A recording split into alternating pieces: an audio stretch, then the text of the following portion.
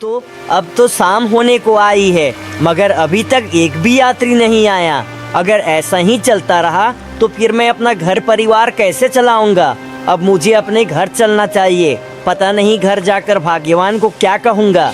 क्या आज मेरी नाव में एक यात्री भी नहीं आया। फिर इतना कहकर किशन अपने घर की ओर निकल जाता है। किशन माधोपुर गांव में एक छोटे से घर में अपनी पत्नी रूपा के साथ रहता था और किशन का एक पुत्र भी था, रवि। किशन गांव निवासियों को अपने नाव में बिठाकर नदी पार करने का काम किया करता था। किशन को कभी यात्री मिलते और कभी यात्री नहीं मिलते, जिस कारण किशन को अपना घर परिवार चलाने में बड़ी समस्या आती थी। रोज की तरह किशन आज भी अपने घर खाली हाथ ही लौटा। भाग्यवान, आज भी एक यात्री मेरी नाव में नहीं आ पाया। 1 रुपए की कमाई भी नहीं हुई। ऐसे कैसे चलेगा जी? आप ही बोलो। घर पर तो आज बिल्कुल भी दाना पानी नहीं है और ऊपर से इतने चारों ओर कर्ज है। महाजन तो आज ही 4 लोगों को लेकर यहाँ आए थे। हमारा घर उनके पास गिरवी है। उन्होंने कहा अगर हमने उन्हें कुछ पैसे नहीं दिए तो वो हमें अपने घर से भी निकाल देंगे। क्या भाग्यवान, महाजन ने ऐसा कहा? मगर हम भाग्यवान कर भी क्या सकते हैं? तो क्या हमें अब यह अपना घर छोड़ना होगा? मैं कुछ नहीं जानता भाग्यवान, कुछ नहीं जानता। पता नहीं हमारे भाग्य में क्या लिखा है। पिताजी, वो तुम्हें याद है ना, तुमने मुझे कहा था कि दीपावली के पर्व में मुझे पटाखे दिलाओगे। बेटा, मैं तुझे कहाँ से लाकर दूंगा पटाखे? यहाँ तो अपने खाने पीने का भी ठिकाना नहीं है। रवि बेटा, तेरे पिताजी बिल्कुल सही कह रहे हैं। अभी हमारे पास पैसे नहीं है। माँ, यही बात तुमने होली पर भी कही थी कि अभी हमारे पास बिल्कुल भी पैसे नहीं हैं और हम तुझे दीपावली पर पटाखा लाकर देंगे, और अब तुम दीपावली पर भी मना कर रही हो। ठीक है रवि बेटा, मैं तुझे जरूर पटाखे लाकर दूंगा। ठीक है पिताजी, मैं यह बात अपने दोस्तों को जाकर कहता हूँ। इतना कहकर रवि वहाँ से चला जाता है। क्यों जी, तुमने रवि से झूठ क्यों कहा? तुम उसे कहाँ से पटाखे लाकर दोगे? अरे भाग्यवान, मैं करता भी तो क्या, उसका मन रखने के लिए मैंने उसे झूठ बोल दिया। आज की रात इस बिस्तर पर सोकर गुजार लेते हैं। भाग्यवान, पता नहीं आने वाले दिनों में यह बिस्तर नसीब भी होगा या नहीं। भाग्यवान, मैं कैसा पिता हूँ जो अपने पुत्र की परवरिश ठीक से नहीं कर पा रहा। हमने उसे होली जैसे त्योहार पर भी कुछ नहीं दिलाया और दीपावली पर तो हमें यह भी नहीं पता कि हम अपने यह घर में रह पाएंगे भी या नहीं। यह बात तो आपने बिल्कुल सही कहा जी। हम गरीबों के लिए क्या त्योहार, हमारे लिए तो सभी दिन एक ही समान है। पता है, मैं कभी कभी सोचती हूँ अगर कभी हमारे पास खूब सारा धन होता तो मैं हम जैसे गरीबों को दान कर देती। भाग्यवान, मैं ऐसा तो हर रोज सोचता हूँ। हे ऊपर वाले, हमने तो आज तक किसी का भी बुरा नहीं किया, तो फिर हमारे साथ ऐसा क्यों हो रहा है? भाग्यवान, मुझे ऐसा लगता है कि ऊपर वाला हमारी परीक्षा ले रहा है। और तुम्हें याद है ना भाग्यवान, एक बार हमारे घर पर एक बूढ़े बाबा आए थे। हाँ, मुझे याद है जी। और हमने उन बूढ़े बाबा को हमारे हिस्से का खाना भी दिया था और हम सारे दिन भूखे रहे थे। हाँ भाग्यवान, उन बूढ़े बाबा ने जाते समय यह भी कहा था कि तुम दोनों बड़े ही अच्छे हो। एक दिन ऊपर वाला तुम्हारा जरूर कल्याण करेगा। हाँ, वो बूढ़े बाबा ने यही कहा था। अब हम दोनों सो जाते हैं, रात काफी ज्यादा हो चुकी है।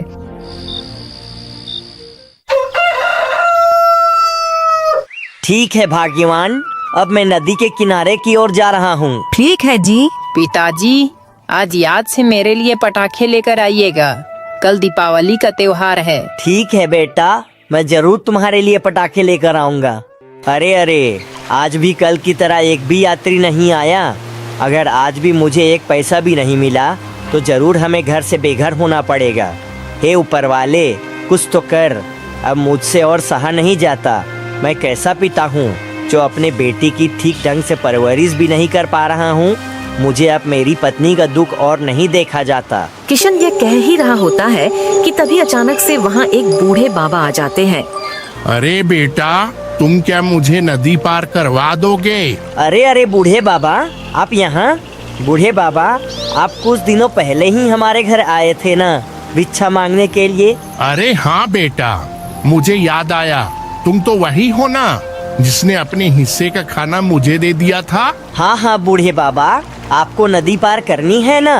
आइए बैठिए, मैं आपको यह नदी पार करवा देता हूँ। मगर बेटा, मेरे पास तुम्हें देने के लिए एक भी पैसे नहीं है। क्या बूढ़े बाबा, पैसे नहीं है? ठीक है, आप बैठ जाइए मेरे नाव पर, आपको यूं ही नदी पार करवा देता हूँ। इतना कहकर वह बूढ़े बाबा नाव में बैठ जाते हैं और वह आगे की ओर जाने लगते हैं।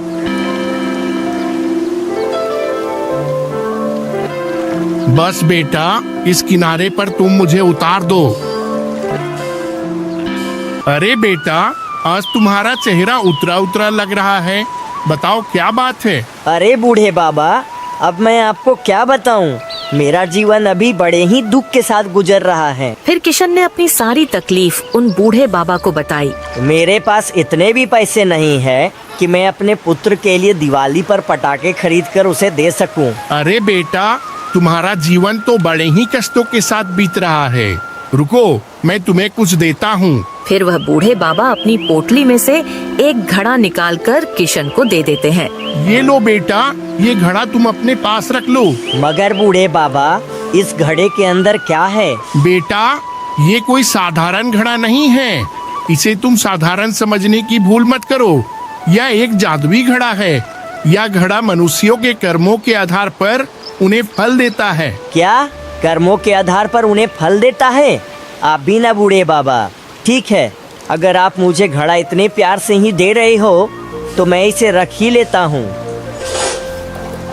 ठीक है बेटा, अब तुम वापस लौट जाओ। फिर किशन अपनी नाव में वह घड़ा रखकर अपने घर की ओर निकल जाता है।